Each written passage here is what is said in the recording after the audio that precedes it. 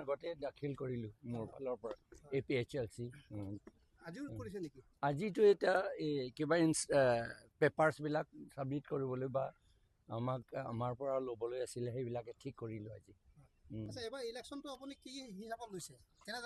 আমি আপোনালোকে সকলোৱে জানে যে 3 বছৰমানৰ পৰা আমি চব অপজিশ্যন পলিটিকেল পাৰ্টিজ টোটেল 15 নে 16 অপজিশ্যন পাৰ্টিজ আমি লগ হৈ পেলাই এই বিজেপি এণ্টি পিপুল গভৰ্ণমেণ্ট এইটো হটাব লাগে বুলি আমি লৈছিলোঁ। সেইকাৰণে এতিয়া এলায়েন্স কৰিছোঁ বা ছিট শ্বেয়াৰিং কৰিছোঁ। ইয়াত কাৰ্বি আংলঙতো বা ডিমা হাছাওতো বেলেগ পাৰ্টিটো নাই, APHLC আৰু কংগ্ৰেছে আছে। সেইকাৰণে আমাৰ মাজতে আমি ল'লোঁ।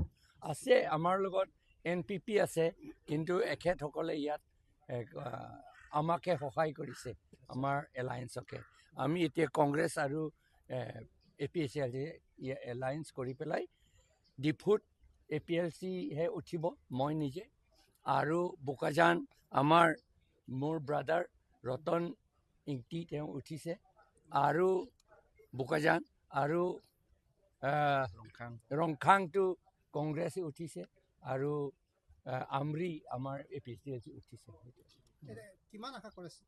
আমি পুৰা আশা আছোঁ, একেবাৰে আশা কৰি আছোঁ। এইটো অন্য দিনৰ নিচিনা নহয়, অন্য বছৰৰ নিচিনা নহয়।